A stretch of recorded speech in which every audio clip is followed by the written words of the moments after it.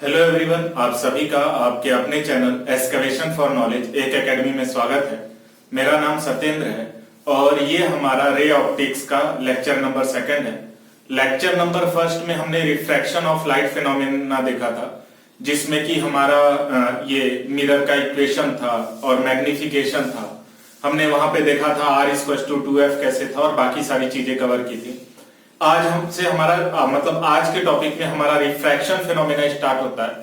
तो refraction phenomena समझने से पहले आप ऑप्टिकल डेंसिटी समझ लीजिए कि ऑप्टिकल डेंसिटी क्या होता है।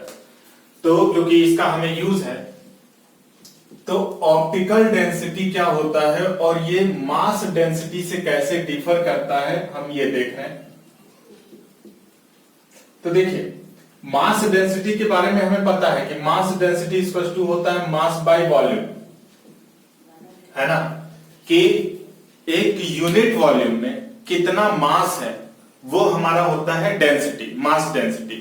मतलब कि मास डेंसिटी को पता है कि जितना पार्टिकल पास पास होता है उतना ही ज्यादा उसकी डेंसिटी ज्यादा होता है। पास पास रहेंगे तो एक यूनिट वॉल्यूम में ज्यादा मॉलिक्यूल आएंगे, मास ज्यादा होगा। तो ये हो गया मास डेंसिटी। लेकिन अगर आप बात करते हैं ऑप्टिकल डेंसिटी की, तो ऑप्टिकल डेंसिटी मास डेंसिटी से डिफर करता है। ऑप्टिकल डेंसिटी कहता है कि अगर कोई रे किसी मीडियम में आ रही है तो वो उसकी स्पीड कितना कम हो जा रहा है, ये होता है ऑप्टिकल डेंसिटी। जैसे कि आपको पता है, क्लास 10th में भी आपने देखा है कि मीडियम चेंज होने पे लाइट की वेलोसिटी चेंज होती है। हम अगर ऑप्टिकल डेंसिटी ज्यादा होगा तो लाइट की स्पीड ज्यादा कम होगी। तो लाइट की स्पीड कितनी कम हो रही है यही डिफाइन करता है ऑप्टिकल डेंसिटी। हमने शुरू से देखा है कि लाइट की स्पीड जो होती है 3 × 10⁸ मीटर पर सेकंड होती है वैक्यूम में। जैसे जैसे आप मीडियम चेंज करते हो आपकी जो वेलोसिटी होती है वो चेंज होती है। तो कितना टाइम चेंज हो रहा है या कितना डिक्रीज कर रहा है या इंक्रीज कर रहा है, यही आपका ऑप्टिकल डेंसिटी बताता है। ठीक है, तो ये डिफरेंस है मास डेंसिटी और ऑप्टिकल डेंसिटी में। अब हम जहां भी डेंसिटी की बात करेंगे लाइट में, हम ऑप्टिकल डेंसिटी की ही बात करेंगे, कहीं पे मास डेंसिटी हमारा नहीं आएगा। और ऑप्टिकल डेंसिटी मास डेंसिटी की तरह है थोड़ा बहुत, मतलब रिलेशन में, कि सबसे कम डेंसिटी वैक्यूम का होगा, मतलब उसकी कोई डेंसिटी नहीं। फिर हमारा एयर, फिर वाटर, फिर ग्लास। सबसे ज्यादा डेंसिटी किसका होगा? ग्लास का, फिर वाटर का, फिर एयर का, फिर वैक्यूम का। ठीक है, तो ये हमारा सीक्वेंस है। उससे ज्यादा ग्लास है डायमंड का। तो ये जनरल सीक्वेंस है कि हमारा जो ऑप्टिकल डेंसिटी सबसे ज्यादा ग्लास का, फिर वाटर का, एयर का, वैक्यूम का, ये सारी चीजें। तो इस चीज का नॉलेज रखिएगा क्योंकि हमें इसका जरूरत रहेगा। इसका एक एग्जांपल एनसीईआरटी ने दिया हुआ है कि जो स्पिरिट होता है या फिर आप कहते हो टर्पेंटाइन, तो वो उसकी जो डेंसिटी मास डेंसिटी होती है, अगर हम टर्पेंटाइन और बात करें वाटर की, तो मास डेंसिटी आपका वाटर का ज्यादा होता है। अगर आप टर्पेंटाइन और वाटर रखिए या स्पिरिट और वाटर लीजिए, तो वाटर आपका कुछ उसकी डेंसिटी कम होती है और टर्पेंटाइन का डेंसिटी ज्यादा होता है। ठीक कि सॉरी, और अगर हम मास डेंसिटी की बात करें तो वाटर का डेंसिटी ज्यादा होगा और टर्पेंटाइन का डेंसिटी कम होगा, मास डेंसिटी की बात करें। लेकिन अगर आप ऑप्टिकल डेंसिटी की बात कर रहे हो, अगर आप बात कर रहे हो ऑप्टिकल डेंसिटी की, तो ऑप्टिकल डेंसिटी की अगर हम बात करें तो ऑप्टिकल डेंसिटी हमारा टर्पेंटाइन का ज्यादा होता है as compare to water. Mass density की बात करें तो मास डेंसिटी आपका वाटर का ज्यादा होता है एज कंपेयर टू टर्पेंटाइन। तो ये हो गया हमारा ऑप्टिकल डेंसिटी का कॉन्सेप्ट। तो अब हम जहां पे भी बात करेंगे पूरे चैप्टर में, कहीं पे डेंसिटी की हमारा बात होती है तो वो है हमारा ऑप्टिकल डेंसिटी। तो आते हैं, और सेकंड चीज हमें बहुत यूज करेंगे रेयर मीडियम और डेंसर मीडियम। तो ये भी क्या है इसे समझ लीजिए। देखिए, रेयर मीडियम डेंसर मीडियम कहना बिल्कुल ही वैसे ही है जैसे आप किसी को लंबा या छोटा कहते हो। जब भी हम रेयर डेंसर कहेंगे किसी के कंपेयर करके कहते हैं। जैसे कि अगर हमारे पास दो मीडियम है, ये हमारा एयर हो गया, ये वाटर हो गया, एक और ले लेते हैं ग्लास। तो इसमें क्या है, जब हम बात करेंगे एयर और वाटर में, तो एयर हमारा रेयर मीडियम हुआ और वाटर डेंसर मीडियम। ठीक है, जब आप एयर और वाटर में कंपेयर करोगे तो एयर रेयर, वाटर डेंसर। लेकिन अगर वाटर और ग्लास में कंपेयर करोगे तो यही वाटर आपका रेयर हो जाएगा और ग्लास डेंसर। तो कब हम रेयर किसी मीडियम को कहेंगे, कब डेंसर, ये डिपेंड करेगा आप किससे कंपेयर कर रहे हो। जैसे हम कहते हैं कोई लंबा है या छोटा है, तो वो डिपेंड करता है आप किससे कंपेयर कर रहे हो, है ना। तो ये होता है। तो ये चीज है, जैसे कि अगर मैं कहूं तो मेरी हाइट 5, 10, 5, 11 के राउंड है, 5 फुट 10, 11 के राउंड। तो अगर कोई 5 फुट 5 इंच का आदमी खड़ा हो या बंदा खड़ा होगा तो मैं कहूंगा उससे लंबा हूं। लेकिन ऐसा नहीं हो सकता ना मैं सबसे लंबा हूं। अगर मेरे बगल में द ग्रेट खली हो जाए, खड़ा हो जाए, तो फिर क्या हो गया, मैं छोटा हो गया। तो ये डिपेंड करेगा मैं किससे कंपेयर कर रहा हूं अपनी हाइट। उसी तरह रेयर मीडियम है कि डेंसर मीडियम, ये डिपेंड करेगा आप किससे कंपेयर कर रहे हैं। यही वाटर आपका एयर के साथ डेंसर हो जा रहा है और यही वाटर ग्लास के साथ रेयर हो जा रहा है। ठीक है, तो ये दो चीजों का ध्यान रखिएगा। अब आते हैं हम लोग अपने कॉन्सेप्ट, जो कि हमारा है रिफ्रैक्शन ऑफ लाइट। तो रिफ्रैक्शन ऑफ लाइट क्या होता है, इसे देखते हैं क्यों होता है, ये सारी चीजें समझते हैं। तो रिफ्रैक्शन ऑफ लाइट है कि ये कहता है कि जब भी लाइट किसी एक मीडियम से दूसरे मीडियम में जाती है तो लाइट अपने पास से डेविएट हो जाती है। रिफ्रैक्शन फिनोमेना सिर्फ इतना कहता है कि जब भी लाइट एक मीडियम से दूसरे मीडियम में जाएगी वो अपने पास से डेविएट हो जाती है। इस फिनोमेना को हम लोग कहते हैं रिफ्रैक्शन ऑफ लाइट। जैसे कि अभी हम ले लेते हैं, ये हमारा इधर एयर है और ये हमारा ग्लास है। तो ऑब्वियस सी बात है, ये हमारा डेंसर मीडियम हो गया, ये रेयर मीडियम। तो जब भी लाइट क्या हुआ, रेयर से डेंसर मीडियम में जा रही थी तो उसे सीधे जाना चाहिए था।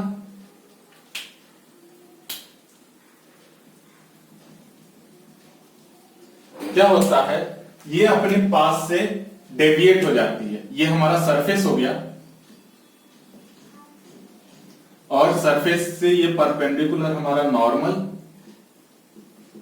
तो इसे सीधे जाना चाहिए था। ये क्या करती है, अपने पास से डेविएट हो जाती है और जब ये रेयर से डेंसर जाती है ये टुवर्ड्स द नॉर्मल बेंड करती है। ठीक है, तो इसमें क्या हुआ, ये हमारा एंगल आई हुआ। एंगल आई किसके किसके बीच है, एंगल आई है इंसिडेंट रे और नॉर्मल के बीच। ये हमारा एंगल आर हुआ। एंगल आर किसके बीच हुआ, ये हमारा रिफ्रैक्टेड रे और नॉर्मल के बीच एंगल आर हुआ।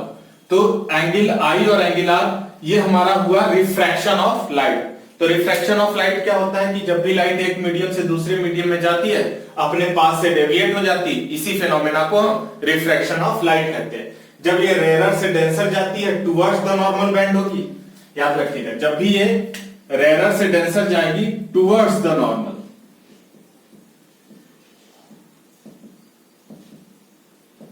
ये सारा चीज आपने क्लास 10th में भी पढ़ा है। अब क्या हुआ, अब इसे जाना चाहिए था ये सीधे।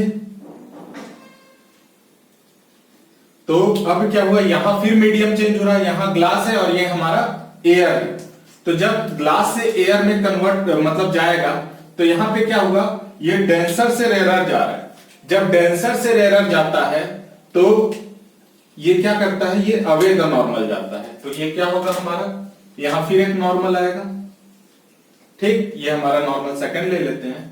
तो जब ये डेंसर से रेयर जाता है अवे द नॉर्मल, सीधे जाना चाहिए था, ये कुछ ऐसे जाता है। तो जब ये क्या कहा, जब हमारा डेंसर से रेयर गया, ये नॉर्मल है तो नॉर्मल से दूर जा रहा है, नॉर्मल से दूर, अवे द नॉर्मल। तो इसी फेनोमेना को हम रिफ्रैक्शन ऑफ लाइट कहते हैं। अब इसे समझते हैं कि जब लाइट रेयर से डेंसर गई टुवर्ड्स द नॉर्मल, डेंसर से रेयर गई अवे द नॉर्मल, ऐसा क्यों हो रहा है। तो देखिए, हमने अभी ऑप्टिकल डेंसिटी में देखा कि जिसकी डेंसिटी ज्यादा होती है लाइट की स्पीड उसमें कम हो जाती है। तो इसे समझते हैं कि इसकी वेलोसिटी अगर हम v1 ले लें, इसकी वेलोसिटी v2, फिर ये हमारा v1, और हम कह रहे हैं कि जो v1 है वो ग्रेटर देन है v2 के। अब क्या हुआ, हम अगर ये ग्लास स्लैब नहीं होता तो इंसिडेंट रे ये सीधे आता और ऐसे चला जाता। अगर ग्लास स्लैब नहीं होता तो हम कह रहे हैं कि ये सरफेस का ये पॉइंट हमारा ये A है, सरफेस A, ये सरफेस B है। तो A सरफेस से B सरफेस तक जाने में हम ले लेते हैं इसे, सपोज कि 20 सेकंड लगते हैं, ठीक है।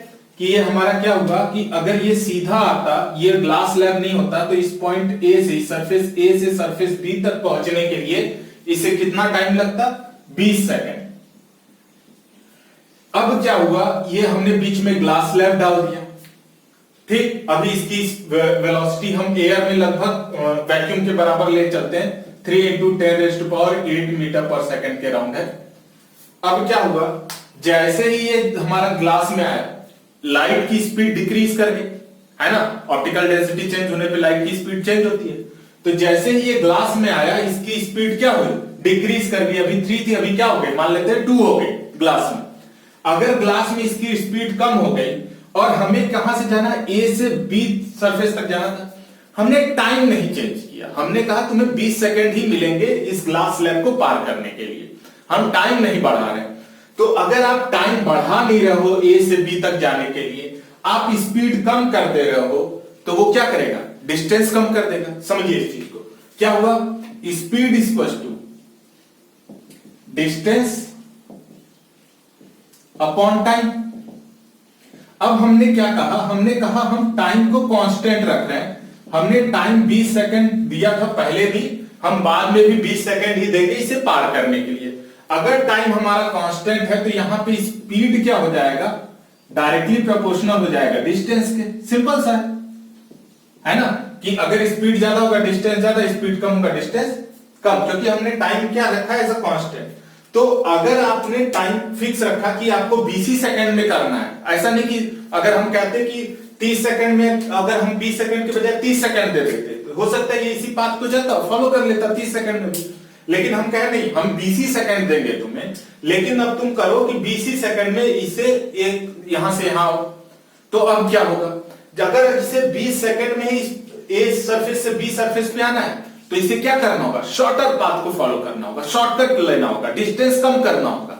डिस्टेंस कम करना है मतलब देखिए, अगर ये ऐसे जा रहा है तो ये डिस्टेंस ज्यादा है, अगर ये नॉर्मल की तरफ आ जाएगा तो इसका डिस्टेंस कम हो जाएगा कि नहीं, और डिस्टेंस कम होगा उसी हिसाब से डिस्टेंस कम कर दिए 20 सेकंड में ही हमारा B सरफेस पे आ जाएगा। तो इसीलिए ये क्या करता है, जब ए डेंसर से एयर रेयर से डेंसर जाना होता है, ये टुवर्ड्स द नॉर्मल बेंड करके उतने ही टाइम में ये B सरफेस पे आ जाता है। लेकिन अगर यही हम बात करें डेंसर से रेयर जाने की, फिर हम यहां पे एयर का भी एक स्लैब बना लेते हैं अपने समझने के लिए, तो ये बाद में हम हटा देंगे। ये हमारा समझ लीजिए कि ये रेयर मतलब यहां एयर था, इसके बाद फिर ग्लास स्टार्ट हो जा रहा है, यहां से फिर हमारा क्या है, ग्लास है ना। तो अब क्या है, जब यहां से यहां आना था, तो यहां से यहां आने के लिए अगर ये सीधे पाथ को फॉलो करता, तो हम कहते हैं ये सीधे पाथ को फॉलो करके ये अपना आ जाता, ठीक है। अब हमने कहा कि यहां से यहां आने के लिए तुम्हें 30 सेकंड दे रहे हैं, या वही ले लीजिए 20 सेकंड में ही तुम्हें अब B सरफेस से C सरफेस पे आना है, B सरफेस से C सरफेस में ही तुम्हें 20 सेकंड में आना है। अब यहां पे इसकी वेलोसिटी 2 मीटर, हमने कहा था 2 × 10⁸ मीटर पर सेकंड होगी। फिर अब यहां पे इसकी स्पीड क्या होगी, बढ़ गई। अगर इसकी स्पीड 2 ही रहती, पूरा ग्लास रहता, तो ये सीधे यहां तक आ जाता 20 सेकंड में।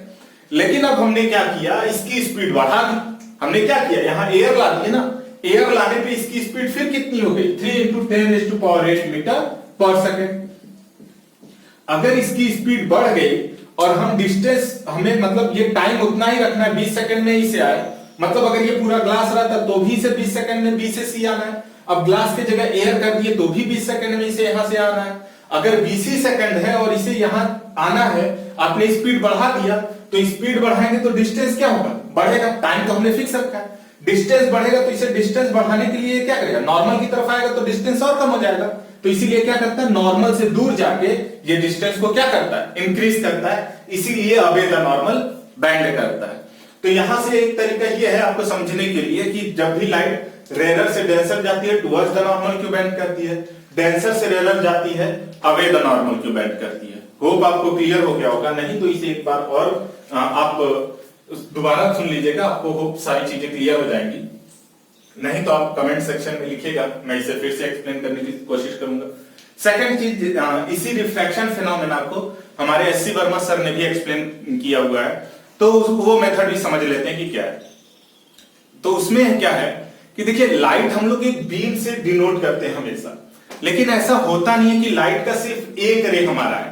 और हाँ, इसमें एक चीज रह गया, सेकंड चीज कि जब भी लाइट अगर हम नॉर्मल से ही भेजते हैं तब क्या होगा, कुछ और भी इसमें चीजें थी वो देख लीजिए कि अगर हमने इसे नॉर्मल से ही भेज दिया तो क्या ये towards away the normal bend करेगा? बिल्कुल नहीं, क्योंकि नॉर्मल पे ही भेजेंगे तो अब टुवर्ड्स द नॉर्मल या अवे द नॉर्मल जाने की कोई बात ही नहीं होगी, क्योंकि इससे फिर शॉर्टकट आप हो ही नहीं सकता ना।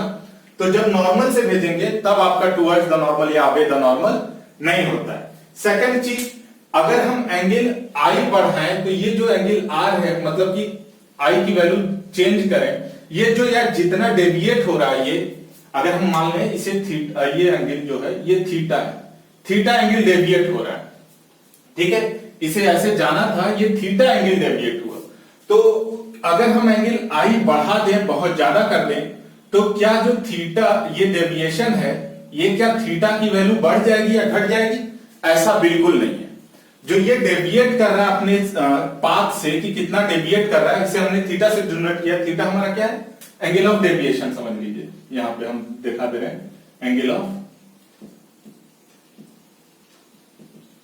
कि कितना डेविएट हो रहा है अपने पाथ से। तो और ये जो टुवर्ड्स द नॉर्मल है, ये हमने मतलब ये दिखाया रे को, ये जो जा रहा था, तो होप आप देख रहे क्लियर ही हो रहा होगा वो सब।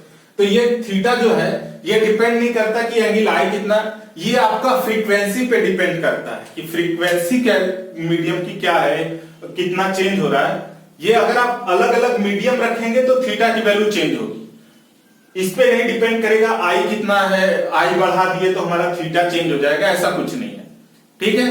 अगर आपने ग्लास के जगह वाटर ले लेते तो थीटा की वैल्यू कुछ और हो जाती, या फिर कह लीजिए आर के लिए भी, ठीक है। तो ये जो डेविएशन है ना, ये आई पे डिपेंड नहीं करता कि कितना डेविएट होगा, ये आई पे नहीं डिपेंड करता, ये डिपेंड करता है आपका जो मीडियम है वो कैसा है, या फिर बात कीजिए फ्रीक्वेंसी कितनी है, मीडियम की फ्रीक्वेंसी कितना चेंज कर रहा है। अब बड़ा दिक्कत होगा कि यार सॉरी वेवलेंथ, बार बार मैं फ्रीक्वेंसी यूज कर रहा था, गलत है, वेवलेंथ पे डिपेंड करेगा। कैसे वेवलेंथ पे डिपेंड करता है, ये सारी चीजें हम एक्सप्लेन करेंगे आपका डिस्पर्जन ऑफ लाइट जब हम पढ़ाएंगे प्रिज्म से, तो वहां हम सारा चीजें क्लियर कर देंगे कैसे उस पर डिपेंड करता है। आइए हम लोग बात कर रहे थे कि हाँ, एससी वर्मा सर ने जो एक्सप्लेन किया उसे देख लेते हैं। तो इसमें यह है कि जब भी आप रेस की बात करते हैं तो लाइट सिर्फ एक रे नहीं भेजता है, वो रे का बंडल होता है, कई सारे रेस आते हैं हमारे पास, मतलब किसी भी सरफेस पे सिर्फ एक रे तो गिरेगा नहीं, बहुत सारे रे गिरेंगे। तो उन्होंने उसको समझने के लिए हम रेस का एक पूरा बंडल लेते हैं, मान लीजिए कि ये पूरा हमारा इंसिडेंट रे है, ठीक है। तब ये पूरा एक इंसिडेंट रे का बंडल है, ये हमारा क्या कर रहा है, पड़ रहा है किसी सरफेस पे।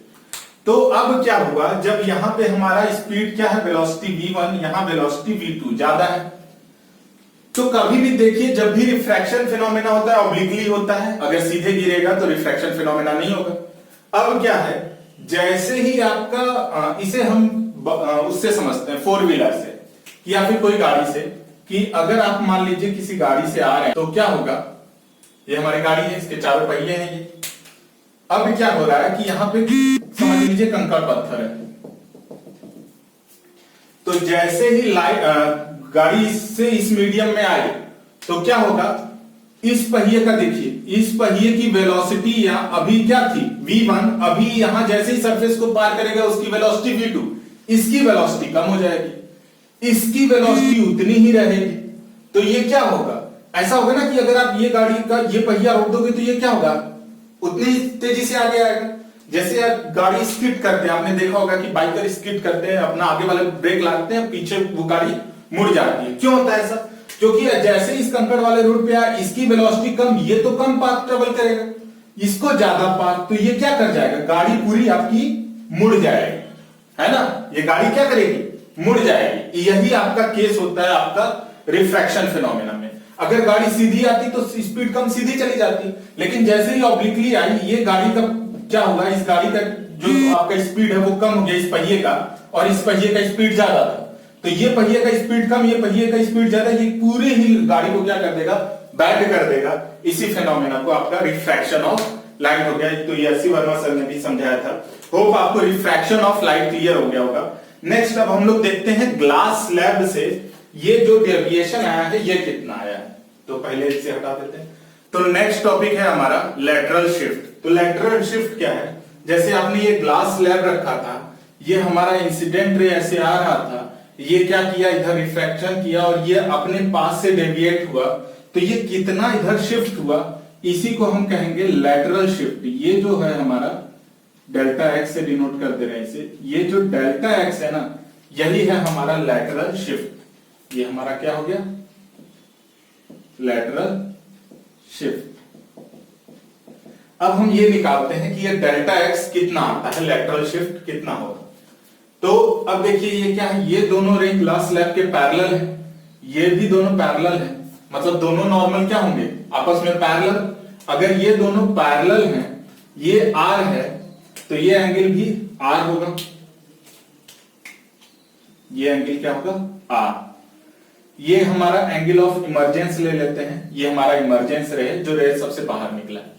अब क्या है, डिनोट कर देते हैं, ये हमारा पॉइंट ले लेते हैं, लेट सपोज ओ, इसको थोड़ा इंक्रीज कर देते हैं कि इस लेंथ को अगर हमने इंक्रीज किया इस नॉर्मल को, तो ये ओ हो गया, ये पॉइंट हो गया हमारा ए, ठीक है, ध्यान दीजिएगा, ये ओ हो गया, ये ए हो गया, ये पॉइंट हो गया बी, ये पॉइंट हो गया सी, ठीक है। ओ ए बी सी सारा कुछ लिखा है, तो इसलिए थोड़ा दिक्कत हो रहा होगा, इसे हम थोड़ा हटा देते हैं। ये रिफ्रैक्टेड रे है, ये तो आपको क्लियर है, तो ये हम हटा दे रहे हैं। तो ये चीज हो गया ओ ए बी और सी, ठीक है। आगे आते हैं, अगर हम ट्रायंगल लें, ट्रायंगल ओ सी बी, ओ सी बी, तो इससे क्या मिलेगा, इससे देखिए ये थीटा है, वर्टिकली अपोजिट एंगल से ये अगर आई है, तो ये पूरा एंगल आई होना चाहिए था, नो डाउट। ये स्ट्रेट था, ये अगर वर्टिकली अपोजिट एंगल से ये अगर आई है, तो ये भी एंगल आई होगा, है ना। अगर ऐसा है तो थीटा को हम क्या लिख सकते हैं, थीटा इक्वल टू हो जाएगा आई माइनस आर, ये पूरा आई, ये आर, तो ये हो गया आई माइनस आर। अगर हम साइन थीटा लिखना चाहें, साइन थीटा, तो साइन इक्वल टू क्या होता है, sine theta equal to perpendicular upon hypotenuse. तो थीटा ये परपेंडिकुलर हो गया हमारा डेल्टा एक्स, जो कि लेटरल डेविएशन है, और हाइपोटेनस क्या हो जाएगा हमारा ओ बी, क्योंकि ये 90 डिग्री है आपका, तो ये हमारा ओ बी हो जाएगा हाइपोटेनस। तो साइन थीटा हो गया हमारा क्या, delta x upon O B. तो अगर हम यहां से ओ बी लिखना चाहें, ओ बी इक्वल टू क्या लिख सकते हैं, delta x upon sine theta की जगह हम क्या यूज कर सकते हैं, आई माइनस आर, ठीक। अगर हम ट्रायंगल लें दूसरा वाला ओ ए बी, तो ट्रायंगल ओ ए बी, इसकी थिकनेस हम मान लेते हैं टी है, कि ये जो थिकनेस है ये कितना थिक है, ये टी है। तो अगर थिकनेस टी है, तो हमारा यहां से क्या आ जाएगा, अगर हम यहां से साइन आर निकालना चाहें, sine r, sine cos, cos r निकालना चाहें, कॉस आर इक्वल टू क्या हो जाएगा, बेस अपॉन हाइपोटेनस, यानी ओ ए अपॉन ओ बी। अगर यहां से आप ओ बी निकालेंगे, तो ये होगा ओ ए, जो कि ओ ए ही हमारा थिकनेस टी है, तो ओ ए को लिख सकते हैं टी अपॉन कॉस आर। अब देखिए यहां भी ओ बी इक्वल टू, ये भी ओ बी, अगर लेफ्ट हैंड आपका इक्वल है तो राइट हैंड भी इक्वल होगा, ठीक है। तो यहां से लिख सकते हैं delta x upon sine i minus r equal to t upon cos r. अगर आप इसे इधर भेजें, तो ये आपका इक्वेशन बना डेल्टा एक्स जो कि आपका क्या है, लैटरल शिफ्ट, तो लैटरल शिफ्ट आपका आया delta x equal to t जो कि thickness of the glass slab है into sine i minus r divided by cos r. ये आपका इक्वेशन बना। यहां से आप देख सकते हो कि जो डेल्टा एक्ट है यानी लैटरल शिफ्ट ये डायरेक्टली प्रोपोर्शनल है थिकनेस के। तो ये इक्वेशन से हमें पता चला कि डेल्टा एक्स डायरेक्टली प्रोपोर्शनल है थिकनेस के, यानी कि ये थिक ग्लास स्लैब जितना ज्यादा थिक होगा, जितना ज्यादा मोटा होगा, लैटरल डेविएशन उतना ज्यादा ही आपको मिलेगा। ठीक है, तो इससे ये आपका रिलेशन निकला और लैटरल शिफ्ट आपका कितना आएगा ये भी समझ में आ गया। तो अगर हम इसे देखें तो हमारा बेसिकली क्या कह रहा है कि अगर आपने कोई ग्लास स्लैब किसी मीडियम में रखा तो वो लाइट को क्या करता है, जो हमारा सीधे आ रहा था उसको अपनी पोजीशन से शिफ्ट करता है, बस लैटरली क्या करता है, शिफ्ट कर देता है। और इंसिडेंट रे, इमर्जेंस रे आपस में एक दूसरे के पैरेलल होते हैं। होप इतना चीज क्लियर हो गया होगा। और कुछ इससे कंक्लूजन निकालते हैं, देखते हैं आगे। तो इसे हटा देते हैं। ओके, इतना बताया। अभी हमने लॉज ऑफ रिफ्लेक्शन तो देखा ही नहीं कि रिफ्रैक्शन के भी दो लॉ होते हैं, वो क्या होते हैं इसे भी देख लीजिए। तो अगर हम इसका रिफ्रैक्टिव इंडेक्स एयर का 1 लेते हैं तो ये हमारा रिफ्रैक्टिव इंडेक्स फर्स्ट हो गया। इसको हमने क्या कहा, इसका रिफ्रैक्टिव इंडेक्स फर्स्ट। आप म्यू से भी दिखाते हैं, एन से भी दिखाते हैं, आपका जिससे मन। मैं म्यू से दिखा रहा हूं, एनसीईआरटी ने एन किया, आपको एन कंफर्टेबल होगा तो हम इसे n1 हो गया ये रिफ्रैक्टिव इंडेक्स, और इसका रिफ्रैक्टिव इंडेक्स n2। अब कई लोगों को कंफ्यूजन होगा कि रिफ्रैक्टिव इंडेक्स क्या होता है, तो उसे देख लीजिएगा। रिफ्रैक्टिव इंडेक्स ऑफ फर्स्ट मतलब कि speed of light in vacuum upon speed of light in that medium, यानी मीडियम फर्स्ट। यानी कि जो लाइट की स्पीड है ये इस मीडियम में कितने है एज कंपेयर टू एयर, यानी कि वैक्यूम, सॉरी वैक्यूम की स्पीड को डिवाइड कर दे मीडियम की स्पीड से, तो जो आएगा वो हमारा रिफ्रैक्टिव इंडेक्स होगा। तो होप आपको क्लियर हो गया होगा कि रिफ्रैक्टिव इंडेक्स क्या होता है। ये चीज आपने क्लास 10th में भी पढ़ी हुई है, वहां पे एक्सप्लेन किया है। अगर कोई डाउट है तो आप एक बार जरूर से वो वीडियो देख लीजिएगा। तो हम क्या देखना चाह रहे थे, हम लॉज ऑफ रिफ्लेक्शन देख रहे थे कि रिफ्रैक्शन के लॉ क्या है। तो हमारा ये है लॉज ऑफ रिफ्रैक्शन, जो कि हमसे छूट गया। तो लॉज ऑफ रिफ्रैक्शन क्या है, लॉज ऑफ रिफ्रैक्शन क्या है, देखिए उसमें क्या होगा। पहला कहता है कि sine i by sine r equals to constant, ये फर्स्ट लॉ। और ये किसके कांस्टेंट होता है, तो ये रिफ्रैक्टिव इंडेक्स के। ये चीज क्लास 10th में आपने की हुई है। याद करने के लिए मैं कहता हूं कि क्योंकि कई बार होता है कि सर अगर इसमें आई हो गया, ये आर हो गया, मतलब रियल किधर से आ रही है किधर से जा रही है इस पे डिपेंड करता है।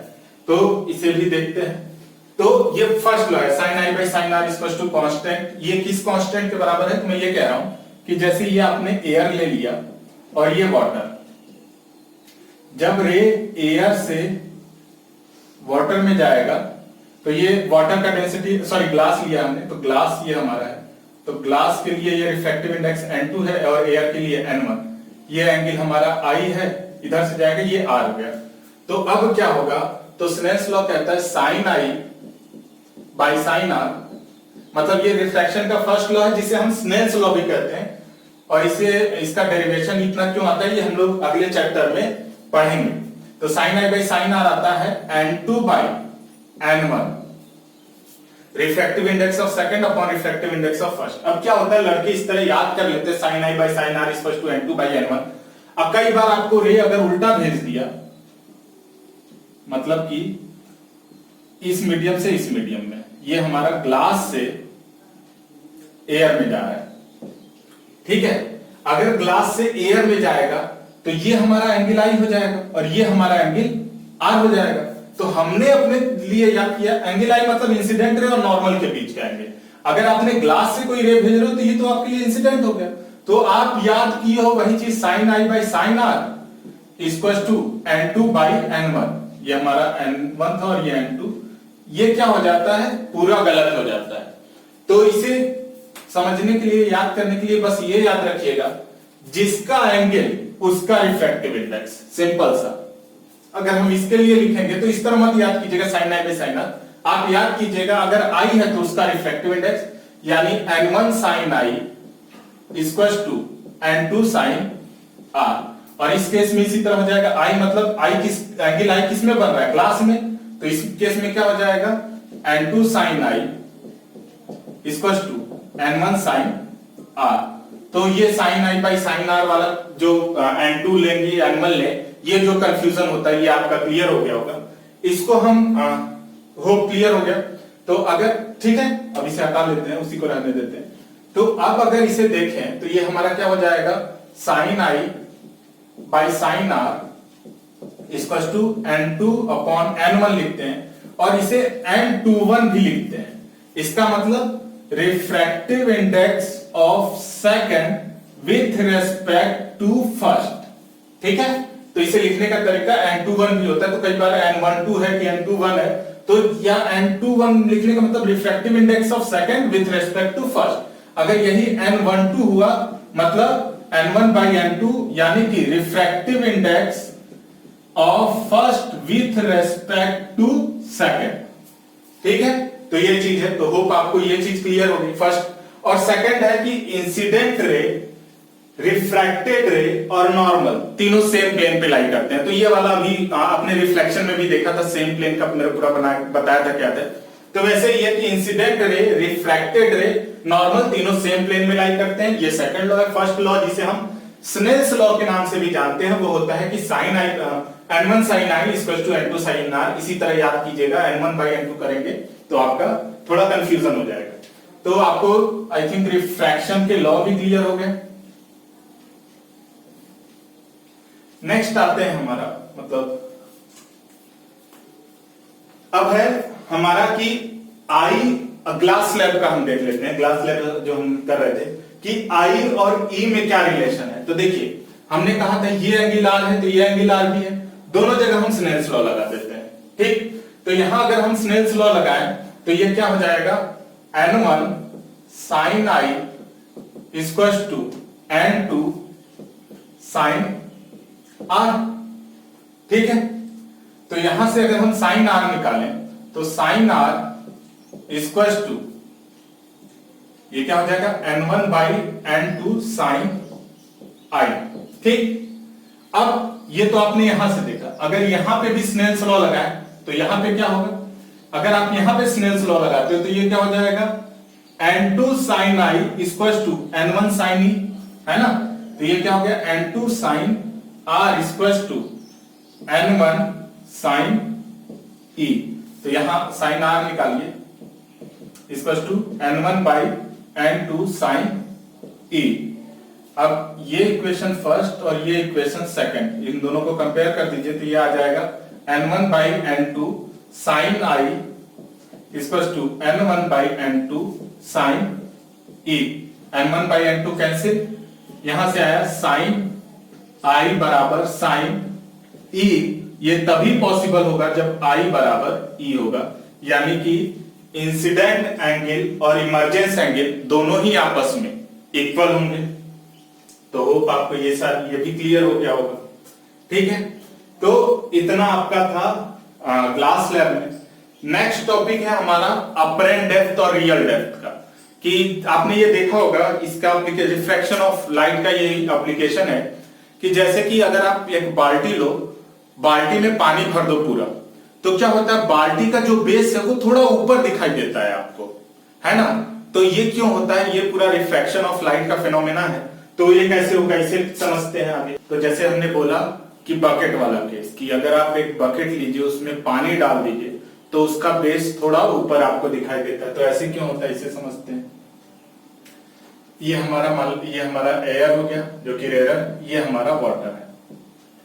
वाटर में यहां पे आपका कोई ऑब्जेक्ट है जो कि h डिस्टेंस पे आपका, इसे h0, ये हमारा ऑब्जेक्ट है वो, तो h0 डिस्टेंस पे, एक्चुअल डिस्टेंस पे रखा है। अब क्या हुआ, इससे कोई रे जा रही है कि इससे हमारा एक रे गई। अब यहां पे देखिए क्या होगा, ये हमारा एंगल आई है क्योंकि ये डेंसर मीडियम है वाटर, ये रेयर मीडियम है एयर, इसका रिफ्रैक्टिव इंडेक्स N2 ले लेते हैं, इसका रिफ्रैक्टिव इंडेक्स N1, आपके ऊपर है, हम लोग टेंसर को N2 ही लेके चल रहे हैं तो हम इसे N2 ही ले लेते हैं, ठीक है। तो क्या होगा, इस रे को जाना चाहिए था सीधे, ये क्या करेगी, बेंड कर जाएगी अवे द नॉर्मल, डेंसर से रेयर अवे द नॉर्मल, याद है ना ये सब, अवे द नॉर्मल, ठीक है। अगर कोई बंदा यहां से देख रहा हो तो क्या होगा, उसे तो यही लगेगा कि ये रे सीधे आ रही है, तो जो रे एक्चुअल में बैंड इस ऑब्जेक्ट से निकल के ऐसे बैंड हुई, हमें कैसा लगेगा, सीधे यहां से आ रही है, तो उसका जो इमेज होगा वो कहां पे बनेगा, यहां। इस पॉइंट को हम आई से डिनोट कर दे रहे हैं, ये हमारा इमेज हो गया, ये एच है, ये यहां तक, ये हम ले लेते हैं height of image H I. ठीक, समझ में आ रहा है यहां तक सारी चीजें। अब क्या हुआ, अगर ऐसा है तो अब अगर, और ये एंगल हमारा क्या हो जाएगा, ये एंगल हमारा हो गया R, angle of incidence, angle of reflection.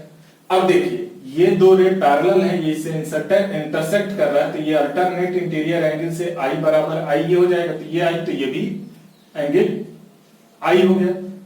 Correspondence angle ये आर है तो ये एंगल आर होगा, तो ये अगर आर है तो ये भी क्या हो जाएगा, आर। अब मार्क कर लेते हैं, इस पॉइंट को हमने एम लिया, इसे ओ लिया है, इसे पी ले लेते हैं, ठीक है। अब अगर हम साइन लगाएं तो हमारा क्या करता है, साइन आई अगर हम लिखें तो साइन आई इक्वल टू क्या हो जाएगा, परपेंडिकुलर अपॉन हाइपोटेनस। तो अगर यहां से हम लगाएं sine I equal to perpendicular हमारा क्या है, PM upon perpendicular PM upon hypotenuse PO, sorry hypotenuse ammo.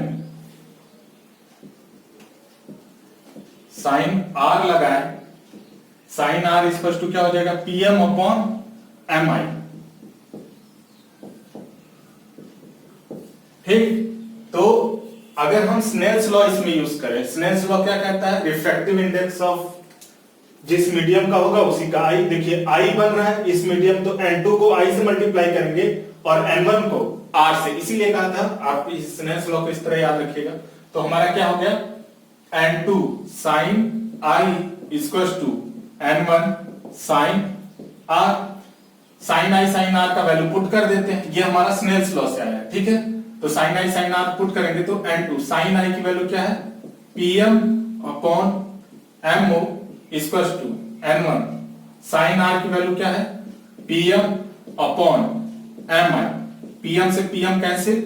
अब क्योंकि ये एंगल बहुत छोटे होते हैं, आई और आर बहुत छोटे होंगे, तो अगर ये एंगल बहुत छोटा होगा तो देखिए ये आई अभी आपको यहां समझ में आ रहा है, अगर आई बहुत ही छोटा हुआ तो आई छोटा होते जाएगा तो ये इधर आते जाएगा, अगर आई बहुत छोटा हुआ तो ये एन जो होगा ये पी के पास आ जाएगा, समझिएगा इस चीज को। अभी ये हमारा आई ऐसे कुछ इतना है, लेकिन आई की वैल्यू कम करते जाएंगे तो ये पी की तरफ आते जाएगा। अगर आई हमारा बहुत कम है, इसमें एजम्पशन यही है या कंडीशन कर लीजिए कि आई हमारा क्या होता है, नेग्लिजिबल होता है, ये बहुत कम होता है।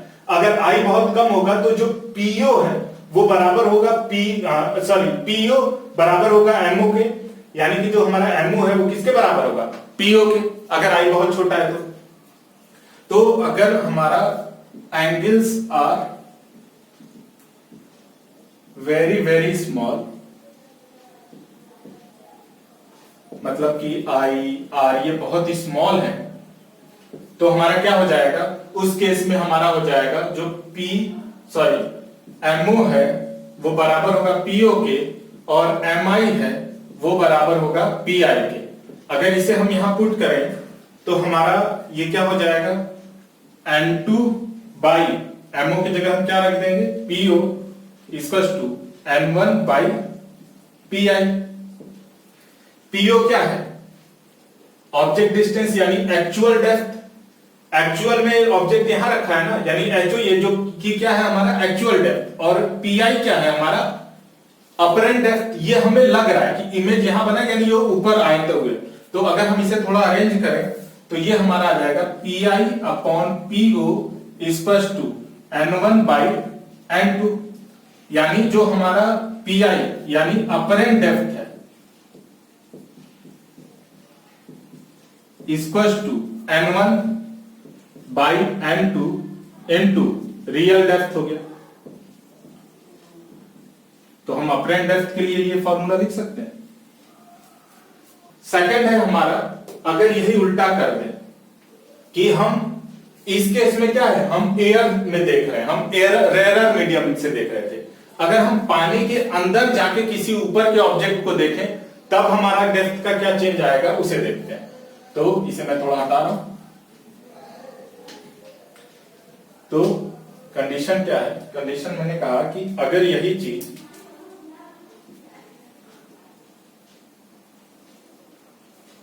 हमने ऑब्जेक्ट यहां पे रखा है, ठीक है, इस केस में हमारा ये ऑब्जेक्ट है।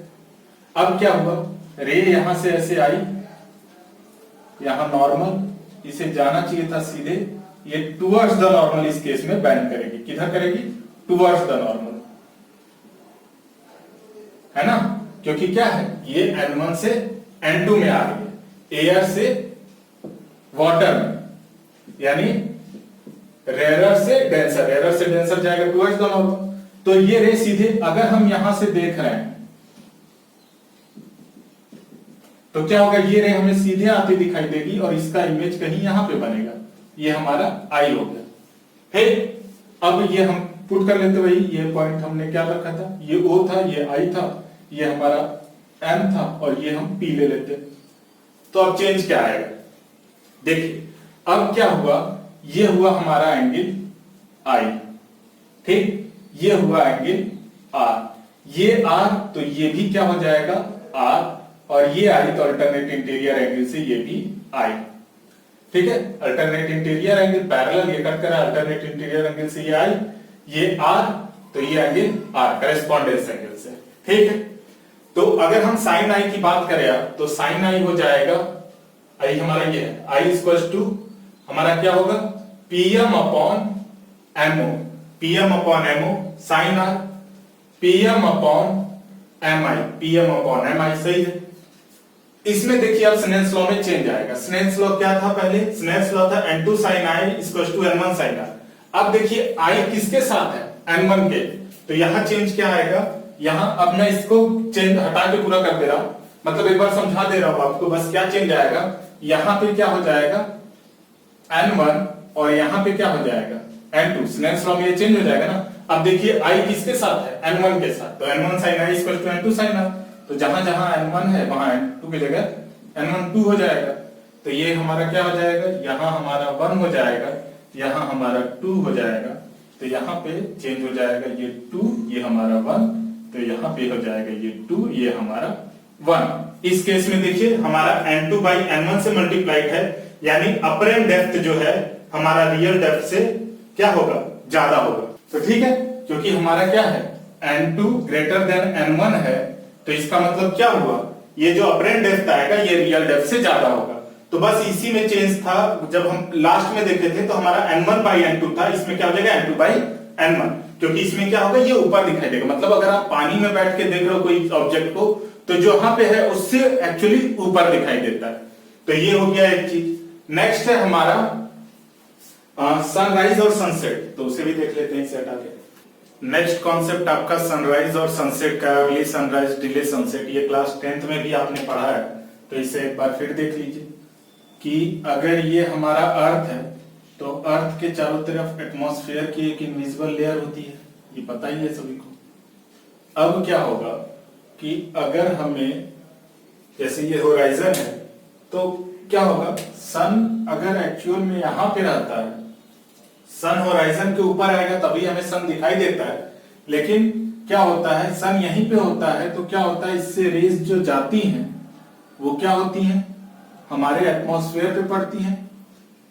अब क्या होगा, क्योंकि इधर हमारा क्या है, वैक्यूम, एटमॉस्फेयर हमारा एयर डस्ट ये है, तो ये क्या हो गया इस केस में रेयर, और ये हो गया हमारा डेंसर।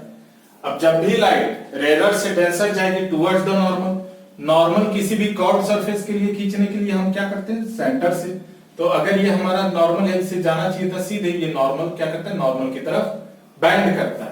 अगर ये नॉर्मल की तरफ बैंड करेगा, तो अगर हम यहां से देख रहे हैं तो क्या होगा, ये रे हमें सीधे आती हुई दिखाई देगी इधर से कहीं, तो एक्चुअल में क्या है, सन हमारा यहाँ पे है होराइजन से नीचे, लेकिन सन हमें क्या होता है होराइजन के ऊपर दिखाई देता है। यही सेम चीज आपका सनसेट के टाइम भी होगा कि अगर सन हमारा सनसेट हो चुका है तो क्या होगा, अगर मान लीजिए सन होराइजन के नीचे है तो भी रेज हमारी आएंगी, तो रेज हमारी सन से आ रही हैं, तो क्या होगा, इस रे को जाना चाहिए था सीधे, यहां पे भी आप नॉर्मल खींचोगे, ये क्या करेगा टुवर्ड्स द नॉर्मल बेंड कर जाएगा, और अगर टुवर्ड्स द नॉर्मल बेंड करता है तो क्या होगा, ये सीधे रेस हमें आती हुई यहां से दिखाई देगी। तो एक्चुअली सन यहां पे है लेकिन हमें अपीयर यहां पे हो रहा है, ठीक है। तो ये सनसेट के बाद भी हमें कुछ देर दिखाई देता है और सनराइज के पहले भी हमें सन दिखाई देता है। तो यहाँ पे आपका रिफ्रैक्शन के एप्लीकेशन खत्म हुए। तो नेक्स्ट टॉपिक है हमारा टोटल इंटरनल रिफ्लेक्शन। तो इसे देखते हैं टोटल इंटरनल रिफ्लेक्शन क्या होता है। तो रिफ्लेक्शन फिनोमिना हमने लास्ट क्लास में देखा था कि रिफ्लेक्शन क्या होता है, back bounce off the light, कि लाइट जा रही है उसी मीडियम में सरफेस से पड़ के वापस आ जाए, उसे रिफ्लेक्शन कहते हैं। तो रिफ्रैक्शन मतलब जब ये मीडियम चेंज के वजह से भी आपका रिफ्लेक्शन फिनोमिना शो होता है, इसके लिए एक कंडीशन है कि लाइट को डेंसर मीडियम से रेयर मीडियम में जाना होता है, यही कंडीशन है आपका। तो ये होता क्या है, बेसिकली आपको पता है, अगर मान लीजिए यहां से कोई लाइट जा रही है, लाइट गई, यहां पे हमारा नॉर्मल है, तो लाइट जब रेयर से डेंसर से रेयर जाती है तो क्या होती है, अवे द नॉर्मल जाती है। इसे जाना चाहिए था सीधे, ये अवे द नॉर्मल क्या होगी, बैंड हो गई। तो ये एंगल हमारा आई है, तो ये एंगल आर। अब क्या है, अगर इसी रे को हम थोड़ा और इंक्रीज करें, एंगल आई इंक्रीज करें, तो अगर हम एंगल आई इंक्रीज करेंगे तो एंगल आर भी इंक्रीज करेगा। ये जो सीधे जाना चाहिए था, ये एंगल आर कुछ ऐसे जाने लगेगा, ये हमारा एंगल आर हो गया, ये एंगल आई हो गया। हम क्या कर रहे हैं, हमने एंगल आई दिया था, एंगल आर ज्यादा था, हम एंगल आई को और बढ़ाएं, एंगल आर और बढ़ेगा, ठीक है। अब अगर हम एंगल आई और बढ़ाते गए तो क्या होगा, एक टाइम ऐसा आएगा कि ये क्या होगा, ये सरफेस के पैरेलल हो जाए, मतलब कि हमने एक एंगल और बढ़ा दिया यहां पे, तो हमने देखा कि क्या हुआ, जो आर है वो सरफेस के पैरेलल जाने लगा। आर की वैल्यू कितनी हो गई, 90 डिग्री। समझ रहे हैं आप, मतलब हमने क्या किया, ये एंगल दिया, रे भेजा, ये क्या हुआ, डेंसर से रेयर जा, अवे द नॉर्मल हुआ, आर बढ़ गया। हमने एंगल आई को और बढ़ाया, एंगल आई यहां था, एंगल आई और बढ़ाया, एंगल आर और बढ़ा, एंगल आई को और बढ़ाया, तो एंगल आर की वैल्यू बढ़ते बढ़ते कितनी हो गई, 90 डिग्री।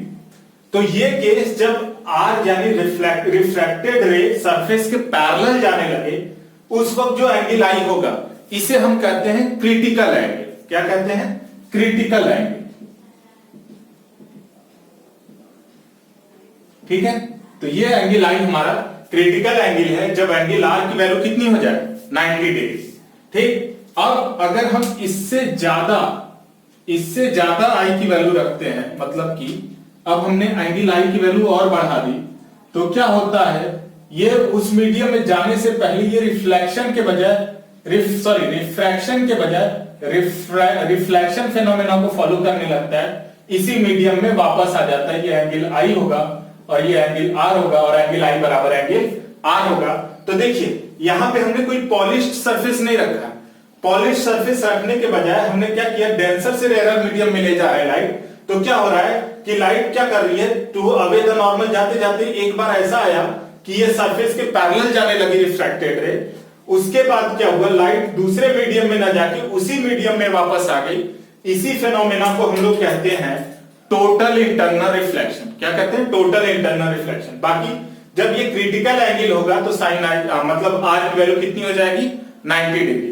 इसमें अगर देखें क्रिटिकल एंगल के केस में अगर हम स्नेल्स लॉ लगाएं, ये हमारा रिफ्रैक्टिव इंडेक्स सेकंड, ये रिफ्रैक्टिव इंडेक्स फर्स्ट, तो यहां से क्या आ जाएगा, critical angle n2 sin IC, n2 sin IC equals to n1 sin R। अगर ये हमारा एयर है तो एयर के केस में रिफ्रैक्टिव इंडेक्स जनरली 1 होता है, तो n1 की वैल्यू 1 हो जाएगी, तो sin IC इक्वल्स टू क्या आ जाएगा, और R की वैल्यू भी कितना, ये 1 हो गया, और इनटू sin 90, ये n2, तो sin IC इक्वल्स टू क्या आ जाएगा, 1 अपॉन साइन 90 की वैल्यू 1 होती है, तो n upon n2 sine IC equal to 1 upon n2, यानी इसका जो रिफ्रैक्टिव इंडेक्स है उसके डिवाइड कर देंगे, यानी IC इक्वल टू आ जाएगा साइन इनवर्स 1 बाई n2। ठीक है, तो ये हमारा टोटल इंटरनल रिफ्लेक्शन है। नेक्स्ट है, इसके टोटल इंटरनल रिफ्लेक्शन के ऊपर भी कुछ एप्लीकेशन है, उसको देख लेते हैं। तो application of total internal reflection phenomena में सबसे पहले है मिराज फॉर्मेशन। तो मिराज फॉर्मेशन क्या है इसे समझते हैं। ये आपने देखा होगा कि अगर गर्मी के टाइम में अगर आप रोड पे जा रहे हैं तो आपको कुछ दूर पे हाईवे पे खासकर आपको लगता है कि कुछ पॉलिश सरफेस है वहां पे कुछ दूरी पे, या पानी पड़ा हुआ है। जब आप पास जाते हो तो देखते हो ऐसा कुछ नहीं होता है। या फिर ये डेजर्ट में सुना होगा कि आपका कई बार ऐसा होता है कि कहीं पे आपको लगता है कि वहां पे पानी है, मरुस्थल में लोग देखते हैं उन्हें लगता है वहां पे पानी है, जब एक्चुअल में वहां पे जाते हैं तो उनको पानी नहीं दिखाई देता है। तो ये क्यों होता है इसे समझते हैं। तो अगर ये फिनोमेना होगा तो ये सबसे इंपॉर्टेंट चीज दोपहर के टाइम में ही होता है। ऐसा क्यों? तो होता बेसिकली क्या है कि हमें पता है कि जैसे जैसे आप ऊपर जाते हो डेंसिटी आपकी क्या होती है, कम होती कम होती जाती है। जैसे जैसे आप ऊपर जाओगे डेंसिटी कम होती है, डेंस चीजें नीचे होती हैं। लेकिन इस केस में क्या होता है, गर्मी के टाइम में आपको पता है टेम्परेचर बढ़ाने पे आपका वॉल्यूम इंक्रीज करता है, जिससे डेंसिटी डिक्रीज करती है। तो क्या होता है, अगर बहुत ज्यादा गर्मी है, ठीक है, तो जो सरफेस होता है, जैसे हाईवे ले लीजिए या डेजर्ट का है, बालू है, बहुत ज्यादा धूप में गर्म हो जाता है। तो जब वो गर्म हो जाता है तो उसका टेम्परेचर बहुत ज्यादा इंक्रीज कर जाता है। टेम्परेचर बहुत इंक्रीज कर गया तो उससे ऊपर जो जस्ट उसके ऊपर का एयर होता है वो क्या करता है, उसका वॉल्यूम इंक्रीज कर जाता है, जिसके वजह से वहां की नीचे की एयर की डेंसिटी कम हो जाती है, ऊपर के एयर की डेंसिटी ज्यादा होती है, जिसे हम लोग टेम्परेचर इन्वर्जन या डेंसिटी इन्वर्जन भी कहते हैं। टेम्परेचर इन्वर्जन बेसिकली यहाँ पे क्या हो रहा है कि नीचे की डेंसिटी कम है, ऊपर डेंसिटी ज्यादा है, जो कि जनरल केस क्या होता है, जनरल केस में हमारा नीचे डेंसिटी ज्यादा होती है, ऊपर कम। एक चीज होगा। दूसरी चीज, अगर मान लेते हैं कि ये हमारा सरफेस है, ठीक है, इस सरफेस के अगर हम टेम्परेचर यहां पे सन रखें या कोई हीटर रखें तो देखिए यहां जब ये इस सरफेस पे पड़ेगा, अर्थ सरफेस पे, उस पर्टिकुलर रीजन की हम बात कर रहे हैं, तो हर जगह बराबर सन रेस पड़ेंगे। अब ये मत कहिएगा कि सन असर अर्थ पे देखिए तो इक्वेटर पे ज्यादा होता है, पोल पे कम, ये नहीं। हम उस लोकल एरिया की बात कर रहे हैं। मान लीजिए आप हाईवे पे हैं या फिर किसी डेजर्ट एरिया में, तो आप जितना एरिया को देख रहे होंगे उस पे सन का रेस सब जगह बराबर पड़ेगा। तो अगर हर जगह सन का रेस बराबर पड़ रहा है तो अर्थ का जो सरफेस का टेम्परेचर होगा हर जगह बराबर होगा। टेम्परेचर बराबर तो हर जगह लगभग इसके वॉल्यूम, मतलब ऊपर वॉल्यूम भी लगभग सबका बराबर होगा, तो डेंसिटी भी लगभग सबकी बराबर होगी। तो अगर हम कह रहे हैं ये हमारा सरफेस है, तो सरफेस का टेम्परेचर मान लेते हैं 50 डिग्री सेल्सियस है, तो हर जगह टेम्परेचर क्या होगा 50 डिग्री सेल्सियस, यानी हर जगह का टेम्परेचर अगर बराबर तो हर जगह की डेंसिटी बराबर। हॉरिजेंटली हम देख रहे हैं, यानी हम कह सकते हैं हॉरिजेंटली हमारा डेंसिटी चेंज नहीं हो रहा है। लेकिन अगर हम वर्टिकल बात करें तो जैसे जैसे आप ऊपर जाते हैं, यहां तो हमारा आपको हीट ट्रांसफर का 3 मेथड पता है, कंडक्शन, कन्वेक्शन, रेडिएशन। तो यहां तो हीट डायरेक्ट पड़ रही है तो कंडक्शन मेथड है। अब ये हीट ऊपर जाएगा कन्वेक्शन और रेडिएशन मेथड से। तो जैसे जैसे आप ऊपर जाते हैं टेम्परेचर आपका कम होने लगता है। तो क्या होगा, मतलब अगर ऐसा है तो हम इसको ग्लास स्लैब में बांट सकते हैं कि हम ये मान लेते हैं कि इतने का जो हमारा टेम्परेचर है हर जगह लगभग बराबर है, तो डेंसिटी हर जगह बराबर है। जैसे जैसे हम ऊपर जा रहे हैं डेंसिटी कम होते जा रही है, तो हम ये इसको ग्लास स्लैब में डिवाइड कर सकते हैं पूरे। ठीक है, होप ये चीज आपको क्लियर हो रही है। नीचे का डेंसिटी ज्यादा है कंपेयर टू ऊपर वाले, यानी पहला का डेंसिटी दूसरे ज्यादा है, दूसरे का थर्ड से, थर्ड का फोर्थ से, फोर्थ का फिफ्थ से, सॉरी फिफ्थ का सबसे ज्यादा है, सॉरी ऊपर डेंसिटी ज्यादा है, नीचे का, नीचे टेम्परेचर ज्यादा है ना, अगर टेम्परेचर ज्यादा तो डेंसिटी कम, यही टेम्परेचर इन्वर्जन या फिर डेंसिटी इन्वर्जन होता है। अब क्या है, यानी कि सबसे ज्यादा डेंसिटी छठे का, फिर पांचवा, चौथा, तीसरा, दूसरा, पहला। अब क्या है, अगर आप किसी डेजर्ट एरिया में हैं और आपने यहाँ ट्री, मान लीजिए आपको यहाँ पे कोई ट्री है, अगर इसका इमेज हमें नीचे दिखाई दे, इसका इमेज अगर हमें नीचे दिखाई दे रहा है तो इसका क्या मतलब है, या तो यहाँ पे कोई शीशा रख दिया है या तो यहाँ पे पानी है। अब हमें ये तो नहीं समझ में आएगा ना कि रेगिस्तान में कोई यहाँ पे शीशा रख के चला गया होगा, हमें अपीयर होता है कि यहाँ पे क्या होगा, पानी होगा। तो बेसिकली इसका इमेज फिर दिखाई क्यों देगा नीचे, तो होता क्या है, एक और लेयर ले लेते हैं कि जैसे रेज यहां से निकली, ठीक, अब क्या होगा,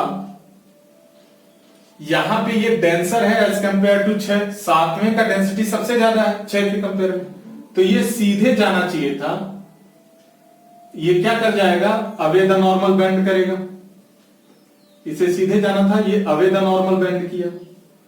फिर क्या होगा, जैसे ये यहां पे आया, इसको सीधे जाना चाहिए था, ये फिर अवे द नॉर्मल, फिर आगे आया away the normal, away the normal. ये तब तक अवे द नॉर्मल बेंड करता रहेगा जब तक कि इसका एंगल क्रिटिकल एंगल से ज्यादा ना हो जाए, है ना। हम क्या कर रहे हैं, हर बार आई की वैल्यू क्या करते जा रहे हैं, इंक्रीज करते जा रहे हैं।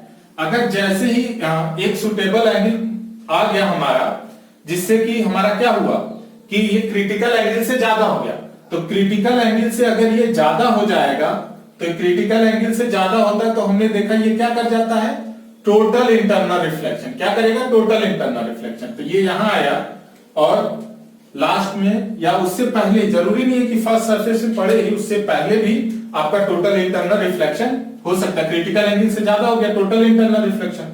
अब ये रेयर से डेंसर जा रहा है टुवर्ड्स द नॉर्मल, इसी तरह बैंड करते हुए यहां आ गए। अगर मान लीजिए हम यहां से देख रहे हैं, ठीक है, अगर हम यहां से देख रहे हैं तो ये जो लास्ट रे हमें आया है, जो कि हमें बेंड, एक तो जो सीधे रेज आ रही होगी वो भी हमें दिखाई देगी कि हाँ हमें सामने भी पेड़ दिखाई दे रहा है, और ये रे हमें पीछे ट्रेस हो गए, इस ये वाला पेड़ हमें नीचे भी दिखाई देगा। होप आपको क्लियर हो रहा होगा। अगर नीचे दिखाई देगा तो हमें क्या लगेगा कि इसका इमेज नीचे बन रहा है, यानी कि वहां पे जरूर पानी होगा। इसे फिर से समझ रहे हैं हम क्या कहें, हमने कहा कि होता क्या है, गर्मी के मौसम में या फिर गर्मी के टाइम में आपका मरुस्थल जो होता है, रेगिस्तान जो होता है, रेगिस्तान का बालू होता है, उस पर डायरेक्ट सनरेज पड़ते हैं, जिससे वहां का टेम्परेचर बहुत ज्यादा हो जाता है। इन जनरल केस में जैसे जैसे हम ऊपर जाते हैं डेंसिटी डिक्रीज करते रहती है, लेकिन उस पर्टिकुलर केस में क्या होगा, नीचे का टेम्परेचर इतना ज्यादा हो जाता है कि वहां की डेंसिटी कम हो जाती है। तो वहां टेम्परेचर इन्वर्जन या डेंसिटी इन्वर्जन कहिए कि नीचे का टेम्परेचर हमारा मतलब डेंसिटी कम है, ऊपर का डेंसिटी ज्यादा है, यानी नीचे हमारा कम डेंसिटी मिला, ऊपर जैसे जैसे ऊपर जाएंगे डेंसिटी बढ़ेगा। कुछ रीजन तक ही होगा, मतलब ऐसा नहीं कि पूरा 10 किलो 11 किलोमीटर के रेंज में होगा पूरा एटमॉस्फेयर के, नहीं, 500-600 मीटर, मतलब 600-700 मीटर या बहुत होगा 50 मीटर तक ही होगा या उससे कम, जो भी। तो हुआ क्या, अब जैसे जैसे आप नीचे आ रहे हो, अब नीचे की डेंसिटी कम है, ऊपर की डेंसिटी ज्यादा। अब रेज यहां से जब निकलेगी तो यहां पे क्या होगा, ये एंगल क्या होगा, आई एंगल आई ज्यादा होगा। यहां क्रिटिकल एंगल अभी नहीं बना, मतलब कम होगा। क्रिटिकल एंगल एक फिक्स एंगल से ज्यादा होता है तो, लेकिन जैसे जैसे ये आगे जाएगा, हर रेज इसे क्या करेगा, अवे द नॉर्मल बेंड करता रहेगा। जैसे जैसे अवे द नॉर्मल बेंड करेगा, एक वक्त ऐसा आएगा कि इसका क्रिटिकल एंगल से ज्यादा एंगल हो जाएगा। अगर क्रिटिकल एंगल से ज्यादा हुआ तो ये क्या कर जाएगा, रिफ्लेक्ट कर जाएगा। रिफ्लेक्शन होगा तो ये क्या कर जाएगा, बेंड कर जाएगा। तो ये रेस जो इसे सीधा आ रहा था, ये बेंड कर गया और हमारे हाथ तक पड़ा। जब इस रेस को हम पीछे ट्रेस करेंगे तो ये हमें क्या मिलेगा, इसका इमेज जो यहां से आ रहा था ये हमें कहां दिखाई देगा, नीचे। अगर ये यहां दिखाई दे रहा है तो इस पेड़ का इमेज हमें नीचे बनते हुए दिखाई देगा। तो इसी को हम लोग कहते हैं मिराज फॉर्मेशन। ये पहला एप्लीकेशन था। दूसरा एप्लीकेशन है आपका प्रिज्म। तो नेक्स्ट है आपका प्रिज्म, जिसमें भी है, उसमें भी आपको टोटल इंटरनल रिफ्लेक्शन दिखाई देता है। पहले ये जान लीजिए कि जो प्रिज्म होता है वो 3D होता है, ठीक है, कुछ ऐसा, जिसके 4 साइड होते हैं, 4 वर्टिसेस होते हैं।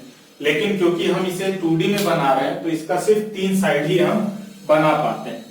तो जब आप प्रिज्म लेते हैं तो प्रिज्म के साथ क्या है कि अगर आप मान लीजिए यह कुछ प्रिज्म को ऐसे रखा है और इसके सामने एक ऑब्जेक्ट रखा है ऐसे सीधे, तो क्या होगा, ये जाएगा यहां टोटल इंटरनल रिफ्लेक्शन होगा कुछ ऐसे आ जाएगा, ये जाएगा टोटल इंटरनल रिफ्लेक्शन कुछ ऐसे। तो ये ए और बी था, जो कि बी हमारा ऊपर था, बी का इमेज यहां पे बना ए का इधर, तो यहां पे आपको कुछ ऐसा दिखाई देने लगता है। ये आपका इधर बी हो गया, ये इधर ए हो गया, ये हो गया। सेकंड हो गया आपका, अगर प्रिज्म को आपने थोड़ा सा अलग तरीके से रख दिया कुछ ऐसे, तो क्या होगा, आपने इसे ऑब्जेक्ट को यहां रखा है, इससे रे पैरेलल गया, इधर गया और इससे रिफ्लेक्ट होकर इधर आ गया। ये जो नीचे का था, नीचे का पोर्शन, इससे रे सीधे गया, total internal reflection, total internal reflection इधर। तो देखिए ये नीचे का पोर्शन ये इमेज जो हो गया, जो आपने सीधा रखा था ए बी, अब आपको क्या मिलने लगा, ये इमेज उल्टा मिलने लगता है। इसी तरह आप अगर अरेंजमेंट इसका चेंज करते जाओगे तो आपको अलग अलग तरीके से, मतलब इमेज जो होगा उल्टा मिलेगा या फिर कुछ ऐसा। ये भी टोटल इंटरनल। नेक्स्ट है आपका डायमंड। डायमंड का भी आपका अपना लाइट नहीं होता। कई लोग को ये कंफ्यूजन होता है कि डायमंड ऐसा सोर्स है जिसका खुद का लाइट होता है। बिल्कुल नहीं, डायमंड दूसरे मतलब आपका क्या होता है, नॉन लुमिनस ऑब्जेक्ट, वो बाहर की लाइट को यूज करता है। लेकिन क्या हुआ, अगर आपने रूम में डायमंड रखा तो जितना लाइट की रोशनी है उससे ज्यादा ये चमकने लगता है, तो लगता है कि इसकी खुद की रोशनी है, जबकि ऐसा नहीं होता। डायमंड का क्या होता है, कटिंग बहुत अच्छी होती है और उसका आपका जो रिफ्रैक्टिव इंडेक्स होता है वो बहुत ज्यादा होता है, उसको हम स्पेशल कटिंग भी देते हैं। तो क्या होता है, जब रे इसके अंदर जाता है तो इसके अंदर मल्टीपल रिफ्लेक्शन होता है टोटल इंटरनल। तो क्या होता है, बेसिकली आप समझते जाइए, वो लाइट को एक जगह इकट्ठा करने लगता है वहीं पे। तो क्या होगा, अगर आपने एक बल्ब का लाइट जलाया है और उसमें जाके वो इकट्ठा होते हुए लाइट का 10 गुना लाइट का जितना मतलब बल्ब से लाइट आ रहा है उसका 10 गुना कर दे, तो क्या होगा, आपको लगेगा कि ये खुद बहुत ज्यादा चमक रहा है, जबकि ऐसा नहीं होता। डायमंड का खुद का लाइट नहीं होता। अगर डायमंड को अंधेरे रूम में रख दिया जाए तो बिल्कुल नहीं चमकेगा। डायमंड क्या करता है, बाहर की लाइट को, जो लाइट है उसे लेता है और काफी ज्यादा अपना टोटल इंटरनल रिफ्लेक्शन शो करता है, जिसके वजह से ऐसा लगता है कि उसकी खुद की लाइट है या वो बहुत चमकता हुआ दिखाई देता है। इसके लिए स्पेशल कटिंग होना डायमंड का भी बहुत जरूरी है। नेक्स्ट है आपका ऑप्टिकल फाइबर। ऑप्टिकल फाइबर हम लोग सिग्नल उग्नल भेजने के लिए और रिसीव करने के लिए भी काफी यूज करते हैं। इसका मेन यूज हमारा ऑपरेशन और इन सब चीजों में भी होता है। ऑप्टिकल फाइबर की खासियत क्या होती है, जैसे अगर ये ऑप्टिकल फाइबर है तो इसकी खासियत होती है इसमें टोटल इंटरनल रिफ्लेक्शन बहुत मतलब आराम से होता है, और इसमें लाइट को ये एब्जॉर्ब भी नहीं करता बहुत ज्यादा। मतलब 1 किलोमीटर के रेंज में लगभग ये 95% तक लाइट को ट्रांसमिट करता है, 5% लाइट को सिर्फ एब्जॉर्ब करता है 1 किलोमीटर के रेंज में, मतलब बहुत ज्यादा। तो ये ऑप्टिकल फाइबर होने का सबसे इंपॉर्टेंट क्राइटेरिया है। अब होता क्या है, जैसे ऑपरेशन होता है तो मतलब मुंह से या फिर पाइप डालते हैं अंदर, ताकि हम अंदर के ऑर्गन्स को देख पाए। तो आप कहेंगे सर पाइप में तो हम कैमरा लगा दें, तो अंदर का ऑर्गन देखना है तो फिर लाइट की क्या जरूरत। तो और हम कैमरा तो लगा देंगे, लेकिन देखने के लिए वहां लाइट तो होना चाहिए ना, अंदर तो कोई लाइट है नहीं, तो हम लाइट भी फिक्स करते हैं। जब लाइट फिक्स करते हैं तो लाइट जो हम पाइप के अंदर नहीं, उसमें बाहर से देते हैं, तो बाहर जो लाइट जाती है वो मल्टीपल रिफ्लेक्शन शो करती है, और जो बाहर लाइट है उसको अंदर भेजती है और मैक्सिमम लाइट भेजती है। हमने कहा ना 1 किलोमीटर में सिर्फ 5% लाइट का लॉस होता है। तो ये क्राइटेरिया। दूसरा आपने देखा होगा कहीं डेकोरेशन लैंप में कई सारे ऐसे होते हैं जिसमें कुछ ऐसा निकला होता है बहुत ज्यादा, यहां पे आपका लाइट लगा होता है लेकिन ये पूरा चमकता रहता है। तो ये भी वही ऑप्टिकल फाइबर का ही कॉन्सेप्ट है, जिसमें मल्टीपल रिफ्लेक्शन, यहां से लाइट देते हैं, ये मल्टीपल रिफ्लेक्शन होके फिर यहाँ पे लाइट निकलता है। ये डेकोरेशन पर्पस से ये आपको मार्केट में बहुत ज्यादा दिखता है, मतलब रोड साइड आप बेचते हैं या फिर शोरूम में भी दिख जाएगा ये आपको। तो ये है ऑप्टिकल फाइबर का। तो यहाँ पे हमारा रिफ्रैक्शन फिनोमिना का कुछ पोर्शन खत्म होता है। नेक्स्ट क्लास में हम लोग refraction through a curved surface देखेंगे, लेंस देखेंगे। इस क्लास के लिए इतना ही।